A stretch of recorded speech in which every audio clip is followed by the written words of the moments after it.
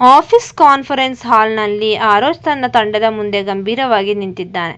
ಆರೋಷ್, friends ಗಮನಿಸಿ, ನಾವು ಅನ್ವೇಷ ಕಂಪನಿಯ ಹೊಸ ಕ್ಯಾಂಡಿ ಜಾಹೀರಾತಿಗಾಗಿ ರೋಹಿತ್ನನ್ನು ಫೋಟೋಶೂಟ್ಗೆ ಹೈರ್ ಮಾಡಿದ್ದೇವೆ. ನಮಗೆ ಸಮಯ ತುಂಬ ಕಡಿಮೆ ಇದೆ. ತಕ್ಷಣ ತಯಾರಿ ಆರಂಭಿಸೋಣ. ಶ್ರೀಕಿ, ಆದರೆ ಆರೋಷ್, ರೋಹಿತ್ ಯಾಕೆ? ಅವನನ್ನೇ ಯಾಕೆ ಆರಿಸಿಕೊಂಡಿದ್ದು? ರೋಜಾ ಎಚ್ಚರಿಸುತ್ತಾ ಆರೋಷ್, ಶ್ರೀಕಿ, ರೋಹಿತ್ ಈ ಅನ್ವೇಷ ಜಾಹೀರಾತು ಅಭಿಯಾನದ ಮುಖ್ಯ ಮುಖ, ಫೇಸ್ ಆಫ್ ದಿ ಕ್ಯಾಂಪೇನ್. ಅವನು ಯಾರ ಜೊತೆ ಡೀಲ್ ಮಾಡಿಕೊಳ್ತಾನೋ ಅವರಿಗೆ ಇಡೀ ಕ್ಯಾಂಪೇನ್ ಸಿಗುತ್ತದೆ. ಈಗ ಫೋಟೋಗ್ರಾಫರ್ಸ್ ಬಗ್ಗೆ ಯೋಚಿಸೋಣ. ನಿಮ್ಮ ಪ್ರಕಾರ ಯಾರು ಬೆಸ್ಟ್ ಉದ್ಯೋಗಿ? ಸರ್, ಆಕಾಶ್ ಹತ್ತಿರ ಫೋಟೋಶೂಟ್ ಮಾಡಿದರೆ ಚೆನ್ನಾಗಿರುತ್ತೆ. ಅವನು ಈ ಹಿಂದೆ ರೋಹಿತ್ ಜೊತೆ ಕೆಲಸ ಮಾಡಿದ್ದಾನೆ. ಶ್ರೀಕಿ, ಹೌದು, ಅದು ಒಳ್ಳೆ ಆಯ್ಕೆ. ಆರೋಷ್, ಸರಿ, ಹಾಗಾದರೆ ಕೂಡಲೇ ಅವನನ್ನು ಕಾಂಟ್ಯಾಕ್ಟ್ ಮಾಡಿ. ಅಷ್ಟರಲ್ಲಿ ರೋಜಾಳ ಫೋನ್ ರಿಂಗ್ ಆಗುತ್ತದೆ. ಅವಳು ಗಾಬರಿಯಿಂದ ನೋಡುತ್ತಾಳೆ. Roja, I am sorry sir, Rohit manager phone ಮಾಡ್ತಿದ್ದಾರೆ. ಆರುಷ್ ಕಣ್ಣಿನ ಸನ್ನೆಯಲ್ಲೇ ಫೋನ್ ಎತ್ತು ಎಂದು ಹೇಳುತ್ತಾನೆ. ರೋಜಾ ಸರ್ ಎನ್ನುತ್ತಾ ಅಲ್ಲಿಂದ ಸ್ವಲ್ಪ ದೂರ ಹೋಗಿ ಮಾತನಾಡುತ್ತಾಳೆ. ಸ್ವಲ್ಪ ಸಮಯದ ನಂತರ ರೋಜಾ ತೀವ್ರ ಆತಂಕದಿಂದ ವಾಪಸ್ ಬರ್ತಾಳೆ. ರೋಜಾ, ಆರುಷ್, ಒಂದು ಕೆಟ್ಟ ಸುದ್ದಿ. ರೋಹಿತ್ ನಮ್ಮ ಜೊತೆ ಕೆಲಸ ಮಾಡುತ್ತಿಲ್ವಂತೆ. ಅವನು ಶಮಿಕಾ ಜೊತೆ ಕೆಲಸ ಮಾಡಲು ನಿರ್ಧರಿಸಿದ್ದಾನೆ. ಆರುಷ್ ದಿಗ್ಭ್ರಮೆಯಿಂದ, ಏನು? ಇದು ಹೇಗೆ ಸಾಧ್ಯ? ರೋಜಾ, ಇಂದು ಬೆಳಗ್ಗೆ ತಾನೇ ಅಗ್ರಿಮೆಂಟ್ ಮಾಡಿಕೊಂಡಿದ್ವಲ್ಲ? ರೋಜಾ, ಹೌದು ಸರ್, ಮಾತುಕತೆ ಎಲ್ಲ ಮುಗಿದಿತ್ತು. ಆದರೆ ಈಗ ಹೀಗಾಗಿದೆ. ಇದು ಹೇಗೆ ಸಂಭವಿಸಿತು ಅಂತ ನನಗೂ ತಿಳಿಯುತ್ತಿಲ್ಲ. ಆರುಷ್ ತನ್ನಲ್ಲೇ ಆಲೋಚಿಸುತ್ತಾ, ನಮ್ಮ ಪ್ರಾಜೆಕ್ಟ್ ಬಗ್ಗೆ ಶಮಿಕಾಗೆ ವಿಷಯ ತಿಳಿದಿದ್ದು ಹೇಗೆ? ರೋಜಾಳಿಗೆ ಈಗಲೇ ಆ ಮ್ಯಾನೇಜರ್ಗೆ ಫೋನ್ ಮಾಡು, ನಾನು ಮಾತನಾಡುತ್ತೇನೆ. ರೋಜಾ, ಸರ್, ಅವರ ಫೋನ್ ಸ್ವಿಚ್ ಆಫ್ ಬರ್ತಿದೆ. ಆರುಷ್, ಅವನ ಪರ್ಸನಲ್ ನಂಬರ್ಗೆ ಟ್ರೈ ಮಾಡು. ರೋಜಾ, ಅದು ಆಫ್ ಆಗಿದೆ ಸರ್. ನಾವು ಫೋನ್ ಮಾಡ್ತೀವಿ ಅಂತ ಗೊತ್ತಿದ್ದೇ ಆಫ್ ಮಾಡಿದ್ದಾರೆ ಸರ್. ಅಂದರೆ ನಾವು ಈ ಪ್ರಾಜೆಕ್ಟ್ ಕಳೆದುಕೊಂಡ ಹಾಗೆಯೇ. ಆರುಷ್, ಅಷ್ಟು ಸುಲಭವಾಗಿ ಬಿಡಲು ಸಾಧ್ಯವಿಲ್ಲ. ರೋಹಿತ್ ಈಗ ಎಲ್ಲಿದ್ದಾನೆ? ರೋಜಾ, ಸರ್, ಅವನು ಈಗಾಗಲೇ ಅವರ ಜೊತೆ ಡೀಲ್ ಮಾಡಿಕೊಂಡಿದ್ದಾನೆ. ನೀವೀಗ ಏನು ಮಾಡ್ತೀರಾ? ಆರುಷ್ ಗಟ್ಟಿಯಾದ ದನಿಯಲ್ಲಿ, ನಾನು ಕೇಳಿದ್ದು ಅವನು ಎಲ್ಲಿದ್ದಾನೆ ಅಂತ. ರೋಜಾ, ಅವನು ಇಂದು ಸಂಜೆ ಬೆಂಗಳೂರಿಗೆ ವಾಪಸ್ ಹೋಗುತ್ತಿದ್ದಾನೆ. ಒಂದು ನಿಮಿಷ, ಅವನ ಹೋಟೆಲ್ ವಿಳಾಸ ನನ್ನ ನೋಟ್ಬುಕ್ನಲ್ಲಿ ಬರೆದಿದ್ದೇನೆ. ಆರುಷ್ ಮತ್ತು ರೋಜಾ ಹೊರಡಲು ಅನುವಾದಾಗ ಸಾನಿಯಾ ಮುಂದೆ ಬರ್ತಾಳೆ. ಸಾನಿಯಾ, ಮಿಸ್ಟರ್ ಆರುಷ್ ಸರ್, ಒಂದು ವೇಳೆ ನಟರ ಕೊರತೆ ಇದ್ದರೆ ಈ ಕಮರ್ಷಿಯಲ್ನಲ್ಲಿ ನಾನು ಕೂಡ ನಟಿಸ್ಬೋದಾ? ಆರುಷ್, ಸಾನಿಯಾ, ಇದು ಅದಕ್ಕೆ ಸರಿಯಾದ ಸಮಯವಲ್ಲ. ರೋಜಾ, ನಡಿ ಹೋಗೋಣ. ಆರುಷ್ ಮತ್ತು ರೋಜಾ ವೇಗವಾಗಿ ಅಲ್ಲಿಂದ ಹೊರಬರುತ್ತಾರೆ. ಇದನ್ನು ನೋಡುತ್ತಿದ್ದ ಶ್ರೀಕಿ ಸಾನಿಯಾ ಬಳಿ ಬರುತ್ತಾನೆ. ಶ್ರೀಕಿ, ಏನಾಯಿತು ಸಾನಿಯಾ, ನಿನಗೆ ಬೇಸರವಾಗಲಿಲ್ವಾ? ಆರುಷ್ ಸರ್ ನಿನ್ನ ಆಫರ್ ರಿಜೆಕ್ಟ್ ಮಾಡಿದ್ದಾನಲ್ಲ. ಸಾನಿಯಾ ಆತ್ಮವಿಶ್ವಾಸದ ನಗುವಿನೊಂದಿಗೆ, ಇಲ್ಲ ಶ್ರೀಕಿ, ನನಗೆ ಬೇಸರವಿಲ್ಲ. ಬದಲಾಗಿ ಇಂತಹ ರಿಜೆಕ್ಷನ್ಗಳು ನನ್ನನ್ನು ಇನ್ನೂ ಹೆಚ್ಚು ಹುರಿದುಂಬಿಸುತ್ತವೆ. ಆ್ಯಕ್ಟಿಂಗ್ ಅಂದ್ರೇನೆ ಹಾಗೆ ಅಲ್ವಾ? ಆರುಷ್ ವೇದಿಕ್ನ ರೂಮಿಗೆ ವೇಗವಾಗಿ ಬರುತ್ತಾನೆ. ಅವನ ಮುಖದಲ್ಲಿ ಯಾವುದೋ ಗುರಿ ಸಾಧಿಸುವ ಛಲವಿದೆ. ಆರುಷ್, ವೇದಿಕ್, ನಾನು ಹೊರಗಡೆ ಹೋಗುತ್ತಿದ್ದೇನೆ. ನಿನಗೆ ವಿಷಯ ತಿಳಿದಿರಲಿ ಎಂದು ಹೇಳಲು ಬಂದೆ. ವೇದಿಕ್, ಹೊರಗಡೆನಾ? ಈ ಸಮಯದಲ್ಲಿ ಎಲ್ಲಿಗೆ? ಆರುಷ್, ರೋಹಿತ್ ಕುಮಾರ್ನನ್ನು ಭೇಟಿಯಾಗಲು. ಹೇಗೋ ಗೊತ್ತಿಲ್ಲ, ಶಮಿಕಾ ನಮ್ಮ ಕೈಲಿದ್ದ ಪ್ರಾಜೆಕ್ಟ್ ಅನ್ನು ಮತ್ತೆ ಕಿತ್ತುಕೊಂಡಿದ್ದಾಳೆ. ನಾನು ಅಲ್ಲಿಗೆ ಹೋಗಿ ಆ ಕೆಲಸವನ್ನು ವಾಪಸ್ ಪಡೆದೇ ತರುತ್ತೇನೆ. ವೇದಿಕ್ ಮನಸ್ಸಿನಲ್ಲೇ ಲೆಕ್ಕಾಚಾರ ಹಾಕುತ್ತಾ ಗುಡ್ ಜಾಬ್ ಎಂದು ಮೆಲ್ಲಗೆ ಹೇಳುತ್ತಾನೆ. ಅಷ್ಟರಲ್ಲಿ ಒಬ್ಬ ಉದ್ಯೋಗಿ ಚಂದನ್ ಗಾಬರಿಯಿಂದ ಕ್ಯಾಬಿನ್ ಒಳಗೆ ಬರುತ್ತಾನೆ. ಚಂದನ್, ಮಿಸ್ಟರ್ ಆರುಷ್ ಸರ್, ನಾನು ನಿಮ್ಮನ್ನೇ ಹುಡುಕ್ತಿದ್ದೆ. ಆರುಷ್, ಚಂದನ್, ಏನಾದರೂ ಅರ್ಜೆಂಟ್ ಇದೆಯಾ? ನಾನು ಈಗಲೇ ಹೊರಡಬೇಕು. ಚಂದನ್, ಸರ್, ನಾವು ಮಿಸ್ ಶಯನಾ ಅವರ ಕಂಪ್ಯೂಟರನ್ನು ಪೂರ್ತಿಯಾಗಿ ಚೆಕ್ ಮಾಡಿದ್ದೇವೆ. ಶಮಿಕಾ ಅವರಿಗೆ ಎಲ್ಲ ಇಮೇಲ್ಗಳು ಶಯನಾ ಅವರ ಮೇಲ್ ಬಾಕ್ಸ್ನಿಂದಲೇ ಹೋಗಿವೆ. ಅಷ್ಟೇ ಅಲ್ಲ, ಸಾಕ್ಷ್ಯಗಳನ್ನು ಅಳಿಸಲು ಪ್ರಯತ್ನ ಕೂಡ ನಡೆದಿದೆ. ತುಂಬ ಕಷ್ಟಪಟ್ಟು ನಾವು ಆ ಹಳೆಯ ಟ್ರ್ಯಾಕ್ಗಳನ್ನು ಪತ್ತೆ ಮಾಡಿದ್ದೇವೆ. ಆರುಷ್ ಗಂಭೀರವಾಗಿ ವೇದಿಕ್ನ ಕಡೆ ತಿರುಗಿ, ಹಾಗಿದ್ದಲ್ಲಿ ನಾವು ಶಯನಾ ಜೊತೆ ಮಾತನಾಡಲೇಬೇಕು. ವೇದಿಕ್, ನಾನೇ ಮಾತನಾಡುತ್ತೇನೆ ಬಿಡು. ಆರುಷ್, ಬೇಡ ವೇದಿಕ್, ಅವಳು ನಿನ್ನ ಅಸಿಸ್ಟೆಂಟ್. ನಾನೇ ಅವಳನ್ನು ವಿಚಾರಿಸುವುದು ಹೆಚ್ಚು ಸೂಕ್ತ. ವೇದಿಕ್, ನೋಡು ಆರುಷ್, ಶಯನಾ ಇಂತಹ ಕೆಲಸ ಮಾಡ್ತಾಳೆ ಎಂದು ನನಗನಿಸೋದಿಲ್ಲ. ಚಂದನ್, ಸರ್, ಇದು ಯಾರೇ ಮಾಡಿದ್ದರೂ ತುಂಬ ಪ್ರೊಫೆಷ್ನಲ್ ಆಗಿ ಮಾಡಿದ್ದಾರೆ. ಡಿಜಿಟಲ್ ಪುರಾವೆಗಳನ್ನು ಅಳಿಸುವ ಸಾಫ್ಟ್ವೇರ್ಗಳು ಬಳಸಲಾಗಿದೆ. ನನಗೆ ತಿಳಿದಿರುವಂತೆ ಶಯನಾ ಖಂಡಿತ ಇದನ್ನು ಮಾಡಲಾರಳು. ಆರುಷ್, ಅವಳು ಮಾತನಾಡಿದಾಗಲೇ ಸತ್ಯ ತಿಳಿಯುವುದು. ಸರಿ Chandan, go back to your work. ಅವನು ಅಲ್ಲಿಂದ ಹೋಗುತ್ತಾನೆ. ಅದೇ ಸಮಯಕ್ಕೆ ಸೈರಾ ಫೈಲ್ ಹಿಡಿದು ವೇದಿಕ್ನ ರೂಮ್ಗೆ ಬರುತ್ತಾಳೆ. ಸೈರಾ, ವೇದಿಕ್ ಸರ್, ನೀವು ಕೇಳಿದ ಫೈಲ್ಗಳು ಇಲ್ಲಿವೆ ಎಂದು ಟೇಬಲ್ ಮೇಲೆ ಇಡುತ್ತಾಳೆ. ವೇದಿಕ್, ಹೋ ಥ್ಯಾಂಕ್ಸ್ ಆರುಷ್. ವೇದಿಕ್, ಹಾಗಾದರೆ ನಾನು ಹೊರಡುತ್ತೇನೆ. ವೇದಿಕ್, ಆರುಷ್, ನೀನು ಬೇಕಿದ್ದರೆ ಸೈರಾಳನ್ನು ನಿನ್ನ ಜೊತೆ ಕರೆದುಕೊಂಡು ಹೋಗು, ನಿನಗೆ ಸಹಾಯ ಬೇಕಾಗಬಹುದು ಎನ್ನುತ್ತಾ ಸೈರಾಳ ಹತ್ತಿರ ಬರುತ್ತಾನೆ. ಸೈರಾ ಗಾಬರಿಯಿಂದ ಆರುಷ್ ಮುಖ ನೋಡುತ್ತಾಳೆ. ಆರುಷ್, ಸೈರಾ ಬರಲು ಸಾಧ್ಯವೇ? ಸೈರಾ, ಇಲ್ಲ ಸರ್, ಮಿಸ್ಟರ್ ಆರುಷ್ ಅವರಿಗೆ ಯಾರ ಸಹಾಯವೂ ಬೇಕಾಗಿಲ್ಲ ಎನಿಸುತ್ತದೆ. ಅವರು ಎಲ್ಲವನ್ನೂ ಅವರೇ ನಿಭಾಯಿಸಬಲ್ಲರು. ವೇದಿಕ್ ಅವಳನ್ನು ತೀಕ್ಷ್ಣವಾಗಿ ನೋಡಿದಾಗ ಸೈರಾ ತಕ್ಷಣ ಮಾತು ಬದಲಿಸುತ್ತಾಳೆ. ಸೈರಾ, ಖಂಡಿತ, ನೀವು ಎಲ್ಲಾದರೂ ಹೋಗಬೇಕಿದ್ದರೆ ನಾನು ಬರುತ್ತೇನೆ. ಅಂದ ಹಾಗೆ ಎಲ್ಲಿಗೆ ಹೋಗುತ್ತಿದ್ದೇವೆ? ಆರುಷ್, ಶ್ರೀನಗರಕ್ಕೆ. ಸೈರಾ ಬೆಚ್ಚಿ ಬೀಳುತ್ತಾಳೆ.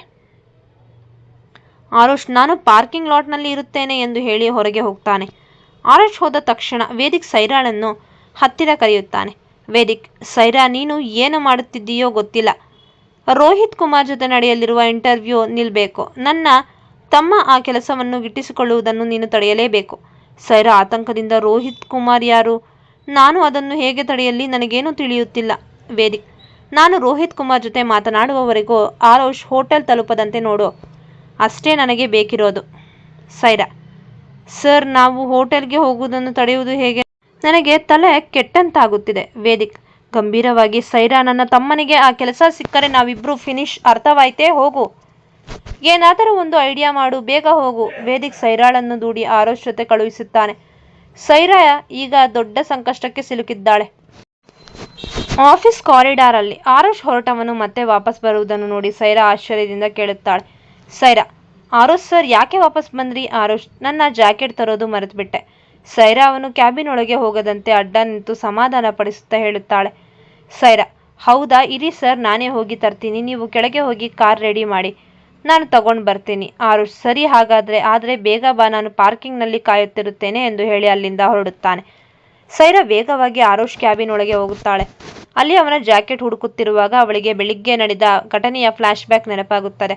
ಆರುಷ್ ತನ್ನ ಡ್ರೈವಿಂಗ್ ಲೈಸೆನ್ಸ್ ಅನ್ನು ಅದೇ ಜಾಕೆಟ್ ಜೇಬಿನಲ್ಲಿ ಇಟ್ಟುಕೊಳ್ಳುತ್ತಿರುವುದನ್ನು ಅವಳು ಗಮನಿಸುತ್ತಾಳೆ. ಸೈರಾ ತನ್ನಲ್ಲೇ ನಗುತ್ತಾ, ಓಹೋ ಸೈರಾ, ಕೊನೆಗೆ ನೀನು ಕಳ್ಳಿಯೂ ಆಗ್ಬಿಟ್ಟಿಯಾ? ಸರಿ, ಈಗ ಕೆಲಸ ಶುರು ಮಾಡು. ಅವಳು ಆ ಜಾಕೆಟ್ ಜೇಬಿನಲ್ಲಿದ್ದ ಲೈಸೆನ್ಸ್ ಅನ್ನು ತೆಗೆದು ತನ್ನ ಡ್ರೆಸ್ ಜೇಬಿನಲ್ಲಿ ಅಡಗಿಸಿಟ್ಟುಕೊಳ್ಳುತ್ತಾಳೆ. ಲೈಸೆನ್ಸ್ ಇಲ್ಲದೆ ಅವನು ಡ್ರೈವ್ ಮಾಡಲು ಸಾಧ್ಯವಿಲ್ಲ ಎಂಬುದು ಅವಳ ಪ್ಲಾನ್. ನಂತರ ಜಾಕೆಟ್ ಹಿಡಿದು ಕೆಳಗೆ ಹೋಗುತ್ತಾಳೆ. ಇತ್ತ ಆರುಷ್ ಹೊರಡುವ ಮುನ್ನ ರೋಜಾಳಿಗೆ ಕೆಲವು ಸೂಚನೆಗಳನ್ನು ನೀಡಿರುತ್ತಾನೆ. ಆರುಷ್, ರೋಜಾ, ಫೋಟೋಶೂಟ್ ನಡೆಯೋದು ಗ್ಯಾರಂಟಿ. ಅದಕ್ಕೆ ಬೇಕಾದ ಡಿಸೈನ್, ಕಾಸ್ಟ್ಯೂಮ್ಸ್ ಮತ್ತು ಕ್ರೂ ಮೆಂಬರ್ಸ್ ಎಲ್ಲರನ್ನೂ ರೆಡಿ ಮಾಡು. ರೋಜಾ ಅನುಮಾನದಿಂದ, ಆರುಷ್ ಸರ್, ರೋಹಿತ್ ಕುಮಾರ್ ಇನ್ನೂ ಫೋನ್ ಎತ್ತುತ್ತಿಲ್ಲ, ನಿಮಗೆ ಖಚಿತವೇ? ಸುಮ್ಮನೆ ಇಷ್ಟೆಲ್ಲ ಸಿದ್ಧತೆ ಮಾಡಿ ವ್ಯರ್ಥವಾಗಬಾರ್ದು. ಆರುಷ್, ನನಗೆ ನಂಬಿಕೆ ಇದೆ, ನೀನು ಕೆಲಸ ಶುರು ಮಾಡು. ರೋಜಾ ಹೊಸ ಕಾಂಟ್ರಾಕ್ಟ್ ಫೈಲ್ ಅನ್ನು ಅವನ ಕೈಗಿಡುತ್ತಾಳೆ. ಅದನ್ನು ನೋಡುತ್ತಾ ಅವನು ಮುಂದೆ ಸಾಗುವಾಗ ರೋಜಾ ತನ್ನ ಮನಸ್ಸಿನ ಆಸೆಯನ್ನು ಹೊರಹಾಕುತ್ತಾಳೆ. ರೋಜಾ, ಸರ್, ನಿಮ್ಮ ಜೊತೆ ನಾನು ಕೂಡ ಬರಬಹುದಿತ್ತೇನೋ ಅನಿಸುತ್ತೆ. ಆರುಷ್ ತಲೆ ಎತ್ತದೆಯೇ, ಅದರ ಅಗತ್ಯವಿಲ್ಲ ರೋಜಾ, ನನ್ನ ಜೊತೆ ಸೈರಾ ಬರ್ತಿದ್ದಾಳೆ. ರೋಜಾ, ಆದರೆ ಸರ್. ರೋಜಾ ಏನೋ ಹೇಳಲು ಹೋಗುವಷ್ಟರಲ್ಲಿ ಆರುಷ್ ಫೈಲ್ ನೋಡುತ್ತಾ ಅಲ್ಲಿಂದ ಹೊರಟು ಹೋಗುತ್ತಾನೆ.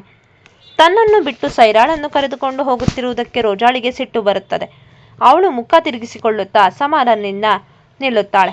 ಪಾರ್ಕಿಂಗ್ ಲಾಟ್ಗೆ ಸೈರಾ ಓಡೋಡಿ ಬಂದು ಆರುಷ್ಗೆ ಜಾಕೆಟ್ ನೀಡ್ತಾಳೆ. ಸರ್, ನಿಮ್ಮ ಜಾಕೆಟ್ ಎನ್ನುತ್ತಾ ಅವಳ ಎದೆ ಬಡಿತ ಜೋರಾಗಿರುತ್ತದೆ. ಆರುಷ್ ಜಾಕೆಟ್ ಪಡೆದು ತಕ್ಷಣ ಜೇಬನ್ನು ತಡಕಾಡುತ್ತಾನೆ. ಸೈರಾ ಭಯದಿಂದ ಅವನ ಮುಖವನ್ನೇ ನೋಡುತ್ತಿರುತ್ತಾಳೆ. ಆರುಷ್, ಲೈಸೆನ್ಸ್ ಇಲ್ವಲ್ಲ, ಎಲ್ಲಿ ಹೋಯ್ತು? ಸೈರಾ ಗಾಬರಿ ನಟಿಸುತ್ತಾ, ಹಾ ಹೌದಾ ಸರ್. ಆರುಷ್, ಬಹುಶಃ ಎಲ್ಲೋ ಬಿದ್ದಿರಬೇಕು. ಸೈರಾ, ನಾನು ಬೇಕಿದ್ರೆ ಆಫೀಸ್ ಒಳಗೆ ಹೋಗಿ ಹುಡುಕಿಕೊಂಡು ಬರಲೇ ಸರ್? ಆರುಷ್, ಬೇಡ ಬಿಡು, ಈಗ ಹುಡುಕಲು ಸಮಯವಿಲ್ಲ. ನಿನಗೆ ಡ್ರೈವಿಂಗ್ ಬರುತ್ತದೆಯೇ? ಲೈಸೆನ್ಸ್ ಇದೆಯೇ? ಸೈರಾ, ಹೌದು ಸರ್, ಇದೆ. Arush, good my dear baby, ಹಾಗಾದರೆ ಈ ಕಾರ್ ಕೀ ತಗೋ, ನೀನೇ ಡ್ರೈವ್ ಮಾಡು. ಸೈರಾ ಸ್ಟೈಲ್ ಆಗಿ ಡ್ರೈವಿಂಗ್ ಸೀಟ್ನಲ್ಲಿ ಕುಳಿತು ಸೀಟ್ ಬೆಲ್ಟ್ ಹಾಕಿಕೊಂಡು ಆರುಷ್ ಕಡೆ ತಿರುಗಿ, ಆರ್ ಯು ರೆಡಿ ಎನ್ನುತ್ತಾಳೆ. ಆರುಷ್ ತಲೆಯಾಡಿಸಿದಾಗ ತಕ್ಷಣ ಕಾರ್ ಸ್ಟಾರ್ಟ್ ಆಗುತ್ತದೆ. ರಸ್ತೆಯಲ್ಲಿ ಸೈರಾಳ ಸರ್ಕಸ್. ಸೈರಾ ಕಾರು ಓಡಿಸುತ್ತಿದ್ದಾಳೆ, ಆದರೆ ಅದರ ವೇಗ ಗಂಟೆಗೆ ಕೇವಲ 20-30 ಕಿಲೋಮೀಟರ್. ಕಾರ್ ಆಮೆಯಂತೆ ತೆವಳುತ್ತಿರುವುದನ್ನು ನೋಡಿ ಆರುಷ್ ಸ್ಪೀಡೋಮೀಟರ್ ನೋಡುತ್ತಾನೆ. ಸೈರಾ ಕನ್ನಡಿಯ ಮೂಲಕ ಆರುಷ್ನ ಮುಖಭಾವ ನೋಡಿ ಒಳಗೊಳಗೆ ನಗುತ್ತಿರುತ್ತಾಳೆ. ಹಿಂದಿನಿಂದ ಬರುವ ವಾಹನಗಳು ಹಾರ್ನ್ ಮಾಡುತ್ತಾ ಇವರನ್ನು ಓವರ್ಟೇಕ್ ಮಾಡುತ್ತವೆ. ಒಬ್ಬ ಚಾಲಕ ಹಾರ್ನ್ ಮಾಡುತ್ತಾ ಪಕ್ಕದಲ್ಲಿ ಹೋದಾಗ ಸೈರಾ ರೇಗಿ ಸ್ಟೇರಿಂಗ್ ಬಿಟ್ಟು 2 ಕೈಗಳಿಂದ ಅವನಿಗೆ ಬೈಯಲು ಶುರು ಮಾಡುತ್ತಾಳೆ. ಏನಾಯ್ತು ನಿನಗೆ ಎಂದು ಕಿರಿಸ್ತಾಳೆ. ಆರುಷ್ ಗಾಬರಿಯಿಂದ ಅವಳ ಕೈ ಹಿಡಿದು, ಸೈರಾ ಏನು ಮಾಡ್ತಿದ್ದೀಯಾ? ಸ್ಟೇರಿಂಗ್ ಬಿಟ್ಬಿಡೋದಾ? ಕೈ ಹಿಡಿ ಮೊದಲು. ಸೈರಾ, ಕ್ಷಮಿಸಿ ಸರ್, ಕ್ಷಮಿಸಿ. ಆರುಷ್ ಕೈ ಮುಗಿಯುತ್ತಾ, ಸೈರಾ ದಯವಿಟ್ಟು ನೋಡು, ಈಗ 20ರ ಸ್ಪೀಡ್ನಲ್ಲಿ ಹೋಗ್ತಿದ್ದೀಯಾ. ನಿನ್ನ ಹಿಂದೆ ಒಂದು ದೊಡ್ಡ ಮೆರವಣಿಗೆ ಸಾಲುಗಟ್ಟಿದೆ. ಜನ ಹುಚ್ಚರಾಗುತ್ತಿದ್ದಾರೆ. ಇಷ್ಟು ನಿಧಾನವಾಗಿ ಹೋಗುವ ಅಗತ್ಯವಿದೆಯೇ? ಸೈರಾ, ಸರ್ ನನಗೆ ಫೋಬಿಯಾ ಇದೆ. 40 ದಾಟಿದರೆ ನನಗೆ ಭಯವಾಗುತ್ತದೆ.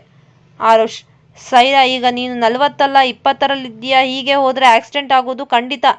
ಜನ ಓವರ್ಟೇಕ್ ಮಾಡಲು ಹೋಗಿ ಪ್ರಾಣ ಕಳೆದುಕೊಳ್ಳುತ್ತಾರೆ. ದಯವಿಟ್ಟು ಗ್ಯಾಸ್ ಮೇಲೆ ಕಾಲಿಡು. ರಸ್ತೆಗೆ ಸ್ವಲ್ಪ ನ್ಯಾಯ ಒದಗಿಸು. ಸೈರಾ, ಆದರೆ ಸರ್ ಈ ಕಾರ್ ಗ್ಯಾಸ್ ಪೆಡಲ್ ಸರಿ ಇಲ್ಲ ಅನ್ಸುತ್ತೆ.